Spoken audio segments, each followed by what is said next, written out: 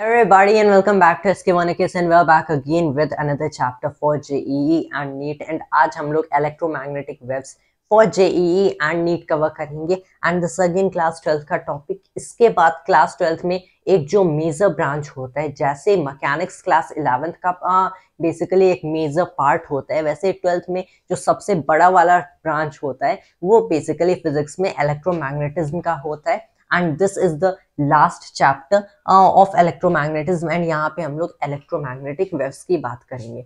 and इसके बाद जो नए टॉपिक्स आएंगे जो कि बेसिकली सारे ऑप्टिक्स के होंगे, वो सारे इलेक्ट्रोमैग्नेटिक वेव्स की ही डिस्कशन करेंगे but from another point of view. That is what is going to happen. यहाँ पे हम लोग इलेक्ट्रोमैग्नेटिक नेचर ऑफ लाइट को वेव करेंगे, वाइल वहां पे हम लोग मोर लाइक समथिंग प्रैक्टिकल देखेंगे कि कैसे लाइट रिफ्लेक्ट करती है, रिफ्रैक्ट करती है, या फिर कैसे लाइट से रिलेटेड डिफरेंट नेचर में फेनोमेना होते हैं।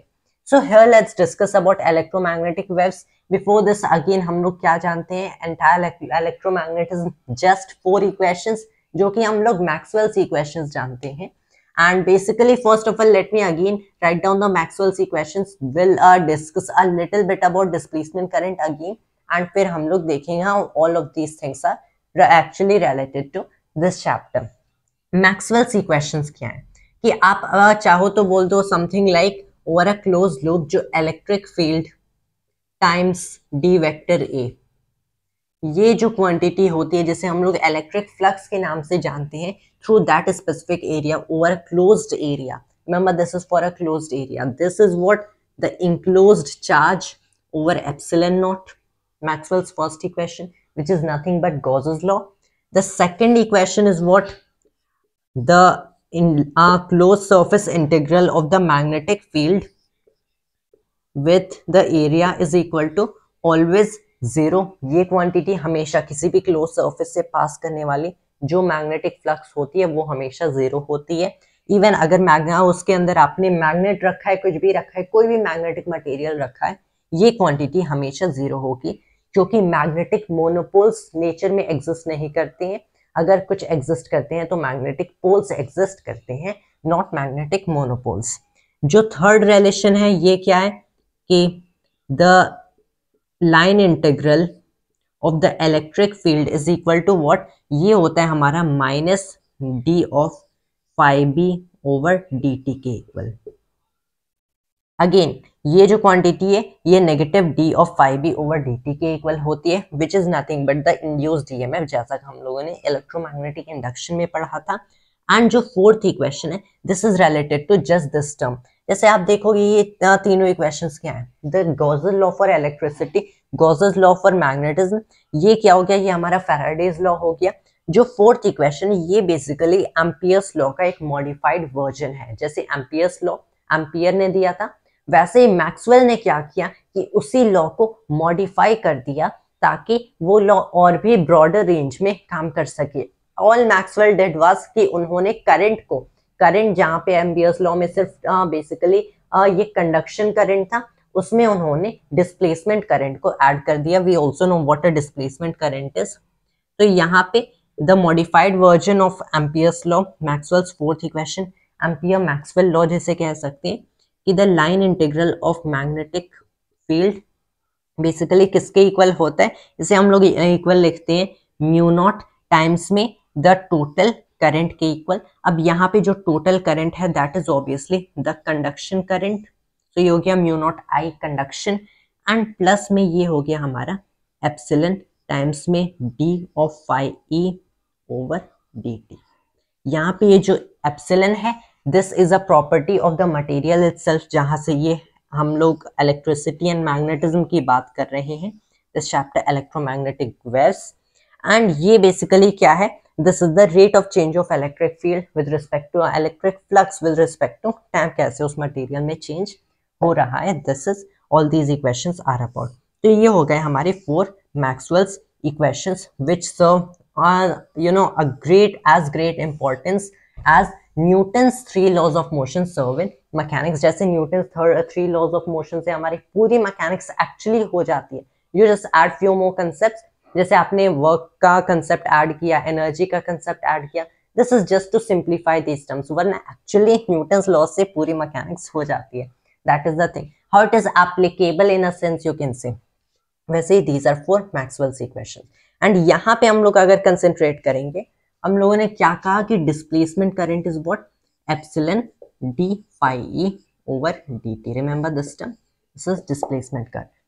तो यहाँ पे अगर हम लोग मैक्सवेल्स इक्वेशंस को एक्चुअल में देखें तो यहाँ से प्रेडिक्ट होता है ना कि एक टाइम वैरिंग इलेक्ट्रिक फील्ड एक मैग्नेटिक फील्ड प्रोड्यूस कर सकती है, एंड एक टाइम वैरिंग मैग्नेटिक फील्ड एक इलेक्ट्रिक फील्ड भी प्रोड्यूस कर सकती है.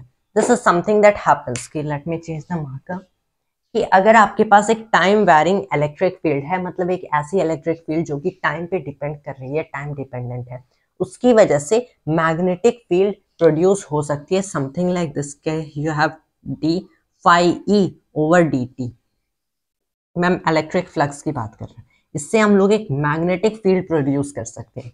एंड वैसे ही मैक्सवेल्स इक्वेशंस कहते हैं कि अगर आपका मैग्नेटिक फ्लक्स चेंज हो रहा है तो इससे आप एक इलेक्ट्रिक फील्ड प्रोड्यूस कर सकते हो. तो मान लो अगर मेरे पास एक ऐसा चार्ज है जो कि बेसिकली ऑसिलेट कर रहा हो. अगर हमारा चार्ज ऑसिलेट करता है तब हम लोग कहते हैं कि वो चार्ज बेसिकली, जैसे हम लोगों ने ये कंसेप्ट तो देख लिया कि जब हमारा चार्ज है ये रेस्ट पे है तो ये अपने रीजन में एक इलेक्ट्रिक फील्ड प्रोड्यूस कर सकता है. जब यही चार्ज मोशन में होगा एक कांस्टेंट वेलोसिटी से, यहाँ से वेक्टर v से मूव कर रहा है, तो charges in motion produce magnetic field. अगर यही चार्ज मोशन में है एंड एक्सेलरेट कर रहा है, मतलब इसकी वेलोसिटी चेंज हो रही है, तब ये चार्ज एक और चीज क्रिएट करता है which electromagnetic field along with electromagnetic waves. क्योंकि ये चार्ज मोशन में है, जब मूव करेगा तो ऑब्वियसली हम लोग जानते हैं कि वेक्टर v वेलोसिटी से मूव करेगा. इसकी वजह से जब एक्चुअल में इस चार्ज के पास, मान लो यहाँ पे vector v velocity at an instant है, यहाँ पे इसके पास वेक्टर a एक्सेलरेशन है, तो जब इसके पास एक्सेलरेशन होगा वी नो ऑब्वियसली इसकी वेलोसिटी चेंज होगी. जब इस चार्ज की वेलोसिटी चेंज होगी, सिर्फ मैग्नेटिक फील्ड हमारी वेलोसिटी पे डिपेंड करती है, तो इस चार्ज की मैग्नेटिक फील्ड चेंज होगी. जब इस चार्ज की मैग्नेटिक फील्ड चेंज होगी तब obviously basically change in magnetic field की वजह से इलेक्ट्रिक फील्ड भी चेंज होगी. अब जब ये इलेक्ट्रिक फील्ड चेंज होगी तो इस एडिशनल चेंज की वजह से अगेन मैग्नेटिक फील्ड चेंज होगी. मैग्नेटिक फील्ड में चेंज होने की वजह से electric field, and this is something like going around in loop. तो पहले हम लोगों ने क्या कराया, चार्ज को एक्सेलरेट कराया, जिससे समथिंग लाइक इन लूप इसकी electric field and magnetic field change होते जा रही है.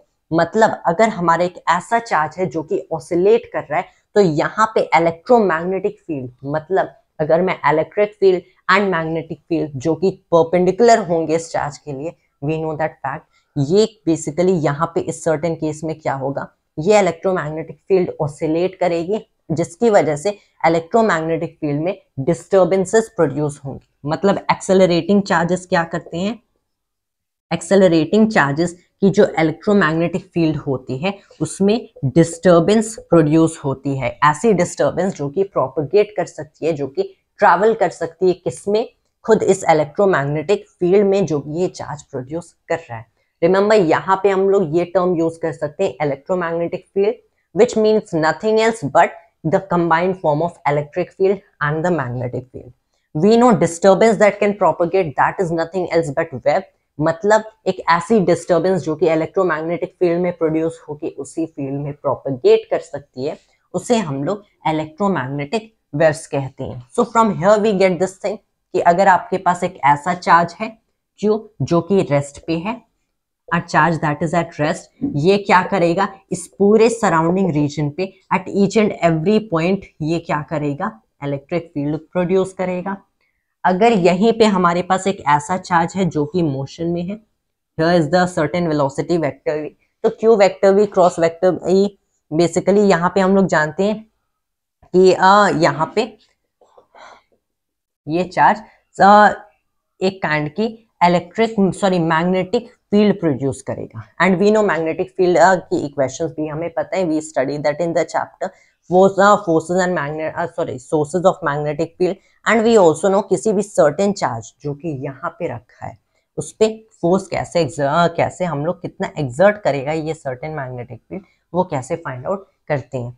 But from this certain thing कि कैसे इलेक्ट्रोमैग्नेटिक फील्ड ऑसिलेट कर रही है, हमें ये पता चल सकता है कि अगर ये चार्ज ना कि सिर्फ मोशन में है बल्कि एक्सेलरेट कर रहा है, तो यहाँ पे किसी भी सर्टेन पॉइंट पे हमारी इलेक्ट्रिक फील्ड होगी, मैग्नेटिक फील्ड होगी। यहाँ पे इलेक्ट्रिक फील्ड सिर्फ है, यहाँ पे इलेक्ट्रिक एंड मैग्नेटिक है, लेकिन इसके साथ ये चार्ज क्या करेगा, इलेक्ट्रोमैग्नेटिक फील्ड में डिस्टर्बेंसेस की वजह से ये इलेक्ट्रोमैग्नेटिक वेव्स प्रोड्यूस करेगा, जो कि इस चार्ज से बेसिकली ऐसे सारे डायरेक्शन में प्रोपगेट करेंगे.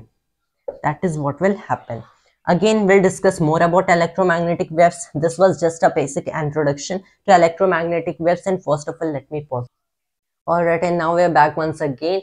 And so basically, जैसे मैंने आपको बताया कि जो accelerating charges होते हैं, ये हमारी इलेक्ट्रोमैग्नेटिक फील्ड में इनकी डिस्टर्बेंस होती है, जिसकी वजह से हम लोग क्या जानते हैं कि इलेक्ट्रोमैग्नेटिक वेव्स ये प्रोड्यूस करते हैं. लाइक आपने ले लिया एक ऑसिलेटिंग चार्ज, एक चार्ज जो कि ऑसिलेट कर रहा है back and fourth. So here you have a charge, ये बैक एंड फोर्थ ऑसिलेट कर रहा है. तो यहाँ पे बेसिकली क्या होगा कि ये चार्ज भी इलेक्ट्रोमैग्नेटिक वेव्स एमिट करेगा, as well as electric and electromagnetic field produce करेगा at each and every point along its motion. ये हम लोग जानते हैं. Now let's discuss about the propagation of electromagnetic waves. इनकी speed of propagation क्या होती है. So it is something like this कि मान लो आपके पास एक चार्ज है जो कि यहाँ पे oscillate कर रहा है, and ये जो चार्ज है ना, ये at each and every point in space electric and magnetic field produce कर रहा है. So leave the charge itself. हम लोग एक wave front ले लेते हैं. For those of you who don't know what a wave front is, just don't worry about this kind of thing. मान लो हम लोगों ने एक ऐसा प्लेन शीट ले लिया, समथिंग लाइक दिस, जहाँ पे हमें बेसिकली ये प्लेन एरिया ले लिया जहाँ पे हमें इलेक्ट्रोमैग्नेटिक फील्ड रिप्रेजेंट करना है. से हमारी इलेक्ट्रिक फील्ड ऊपर है वेक्टर ए, मैग्नेटिक फील्ड इस डायरेक्शन में है वेक्टर बी. वी से कि यहाँ पे ना जो इलेक्ट्रोमैग्नेटिक वेव्स प्रोड्यूस होंगी वो इस डायरेक्शन में स्पीड सी से बेसिकली क्या होंगी, प्रोपगेट करेंगे. I haven't made this area very well kind of, let me try to do it better, something like better. हाँ, यहाँ पे हमारे पास एक एरिया है एंड बेसिकली यहाँ पे ना मेरे पास चार्जेस हैं जो कि इलेक्ट्रोमैग्नेटिक फील्ड प्रोड्यूस कर रहे हैं. Here you have the electric field, here you have the magnetic field, here we have the magnetic field which are perpendicular to each other of course. and फिर हम लोग जानते हैं कि ये जो चार्जेस इलेक्ट्रोमैग्नेटिक वेव्स एमिट कर रहे हैं ऑब्वियसली इससे रेडियली अवे जाएंगे. हम लोग कहते हैं कि here in this direction हमारी बेसिकली वेक्टर सी से, जहाँ पे c is the speed and इस डायरेक्शन में that is the vector c से कोई भी पर्टिकुलर इलेक्ट्रोमैग्नेटिक वेव प्रोपगेट करेगी. तो यहाँ पे हम लोग we can define in optics you learn this concept of a wave front. ये पूरी वेव फ्रंट यहाँ पे इस डायरेक्शन में जा रही है.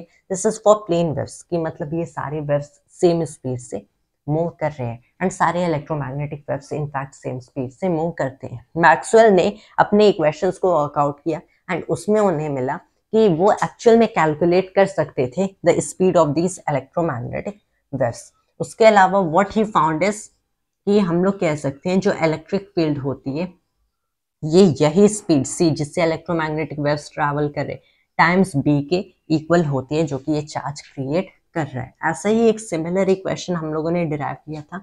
कैसे? हम लोगों ने देखा E इक्वल्स वी बी जो कि वेलोसिटी सेलेक्टर के कंसेप्ट में हम लोगों ने देखा था. The derivation is again pretty similar even in this situation. E equals c B that is what he found. तो ये तो एक हमारी हो गई कि जो इलेक्ट्रिक फील्ड होती है ये basically speed of electromagnetic waves in vacuum, अब पे इन वैक्यूम की बात हो रही, टाइम्स मैग्नेटिक फील्ड के इक्वल होती है. उसके अलावा what Maxwell originally wanted and what he found was कि सी होता है हमारे equal of one by root of mu naught times epsilon naught के. And this has been a really great and ground breaking discovery in physics. C equals one by root of mu naught epsilon not. Maxwell ने जब अपनी equations को check किया, workout किया, तब उन्हें मिला ये जो स्पीड ऑफ इलेक्ट्रोमैग्नेटिक वेव्स है इसे मैं one by square root of mu naught epsilon naught represent कर सकता हूँ. When he worked out the equation तो उन्हें ये इक्वेशन मिला for speed of electromagnetic waves. मतलब ये जो इलेक्ट्रोमैग्नेटिक वेव्स हैं, सारी इलेक्ट्रोमैग्नेटिक वेव्स इसी स्पीड से मूव करेंगे। अगर यहाँ पे वैल्यूज पुट करें, सो हियर इज 1/√ऑफ म्यू नॉट हम लोग लिख सकते हैं 4 पाई इंटू 10⁻⁻7 टाइम्स में एप्सिलॉन नॉट क्या है 8.854 इंटू 10⁻⁻12 अलॉन्ग विद यूनिट्स यहाँ पे लिख सकते हैं। एंड जो आपको हमेशा ये फाइनल वैल्यू मिलेगी जो कि सारी इलेक्ट्रोमैग्नेटिक वेव्स के लिए सेम होती है, it is 3 into 10⁸ metre per second, और to be more precise 2.99 into 10⁸ metre per second, that is the thing. तो यहाँ पे basically even to be more precise ये होता है 299,792,458 metre per second. So let's pretty much write it in that way।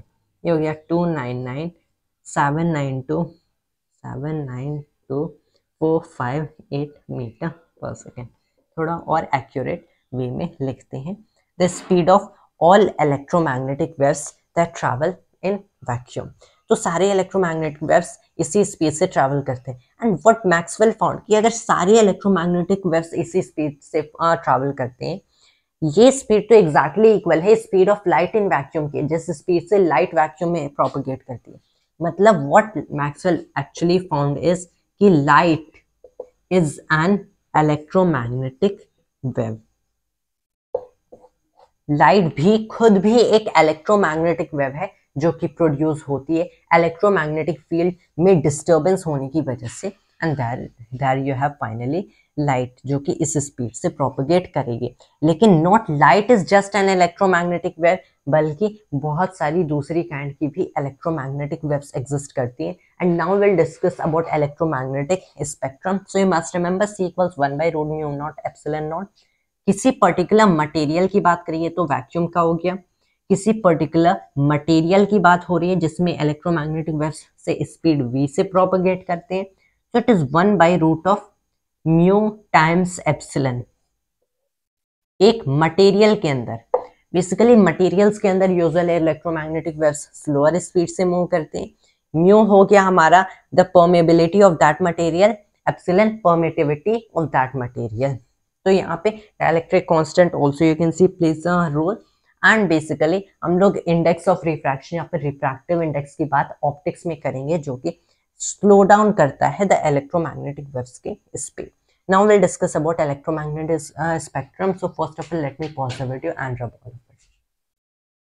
And now we are back once again. And now let's discuss the topic about electromagnetic spectrum. Basically, I'm not going to just list entire spectrum right here. Obviously, मैं ऐसा तो नहीं करूँगा. You can see the spectrum in your textbook or whatever. हम लोग यहाँ पे basically इसकी discussion करेंगे इलेक्ट्रोमैग्नेटिक स्पेक्ट्रम की। व्हाट मैक्सवेल फाउंड कि हाँ हमारे इलेक्ट्रोमैग्नेटिक वेव्स हैं, ये प्रोपेगेट करते हैं with certain speed, but light is not just only electromagnetic wave. Obviously दूसरे भी इलेक्ट्रोमैग्नेटिक वेव्स एग्जिस्ट करते होंगे, and indeed there exist other kind of even electromagnetic waves. पहले हम लोग देख लेते हैं कि डिफरेंट इलेक्ट्रोमैग्नेटिक वेव्स डिफर कैसे कर जाते हैं। वो डिफर करते हैं अपनी फ्रीक्वेंसी की वजह से and अपनी which is nothing but related to its wavelength। different electromagnetic waves अपनी wavelength की वजह से we can say differ कर जाते हैं। that is the real difference between all the kind of electromagnetic waves।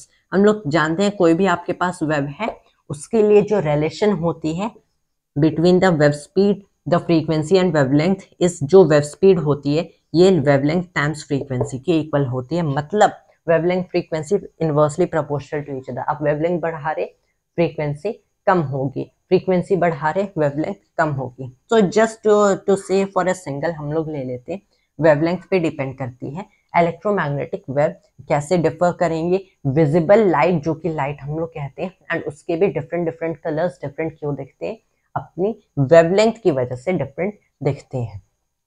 अगर आपके पास कोई भी मान लो ऑसिलेटिंग चार्ज है, आपके पास जो ऑसिलेटिंग चार्ज है, तो ये चार्ज बेसिकली जिस फ्रीक्वेंसी से ऑसिलेट कर रहा है उसी फ्रीक्वेंसी से हमारी इलेक्ट्रोमैग्नेटिक फील्ड में डिस्टर्बेंस होगी, वो ऑसिलेट करेगी, एंड उसी करेक्ट फ्रीक्वेंसी से हमारी जो इलेक्ट्रोमैग्नेटिक वेव है प्रोड्यूस होगी, उस वेव की भी वही फ्रीक्वेंसी होगी। तो ये हम लोगों ने v equals lambda f already पढ़ रखा है वेव्स के टॉपिक में। Now let's discuss about different kind के वेव्स की डिफरेंट क्या वेवलेंथ्स हो सकती हैं। Let me just tell you कि जो हमारी इलेक्ट्रोमैग्नेटिक वेव इलेक्ट्रोमैग्नेटिक स्पेक्ट्रम होता है उसमें जो फर्स्ट काइंड की वेव्स आती हैं हमारी, आप पढ़ोगे दीज आर रेडियो वेव्स। अब radio waves we can say at this point even we can say ये हाईएस्ट वेवलेंथ की बेसिकली हमारी इलेक्ट्रोमैग्नेटिक वेव्स होती हैं। रेडियो वेव्स के बाद आप माइक्रोवेव्स पढ़ोगे। You have microwaves. I'm not telling the exact the range of the say wavelength and frequency of this, वो तो आपको सारे बुक्स के चार्ट्स एंड टेबल्स में मिल ही जाएंगे। So first of all you have radio waves, then you have microwaves. उसके बाद when you study you have infrared rays और waves you can see। जब ये इंफ्रारेड वेव्स आप देखोगे इसके बाद बेसिकली जस्ट हमारी आती है the visible light. Visible light के एंड पे what you have is ultraviolet rays और फिर ultraviolet waves and then you have X waves, or it is actually more accurate to call them X rays as we traditionally call them, and then you have gamma rays. तो ये basically हमारी kind के electromagnetic spectrum है।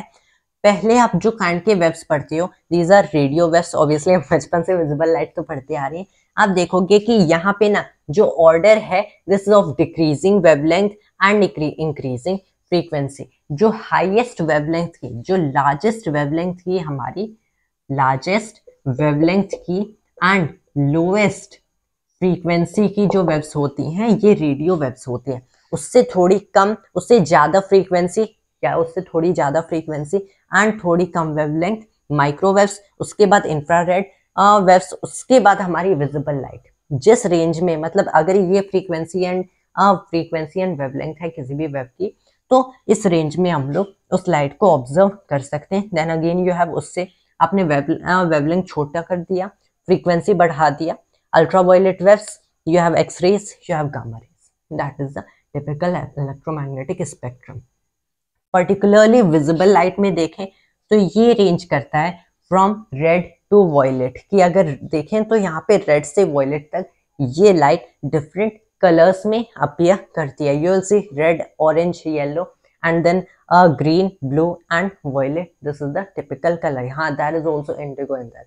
तो ये जो हमारे range होते हैं ये रेड से वॉयलेट तक का होता है, फ्रॉम रेड टू वॉयलेट। जो रेड होती है हमारी विजिबल लाइट में, रेड कलर में आप देखोगे सबसे कम frequency, the lowest frequency and largest wavelength होती है। वॉयलेट में lowest wavelength in the visible light spectrum and largest frequency होती है। यहाँ पे अगर सिर्फ टिपिकली वेवलेंथ की बात करें तो इसकी जो वेवलेंथ होती है हमारी 700 नैनोमीटर होती है एंड जो वॉयलेट कलर होता है इसमें 400 नैनोमीटर होती है। तो यहाँ से फ्रीक्वेंसी तो इजीली निकल जाएगा। जस्ट C/F करने 3 × 10⁸ मीटर पर सेकेंड बाय में आपने F कर दिया, उससे फ्रीक्वेंसी मिल जाएगी।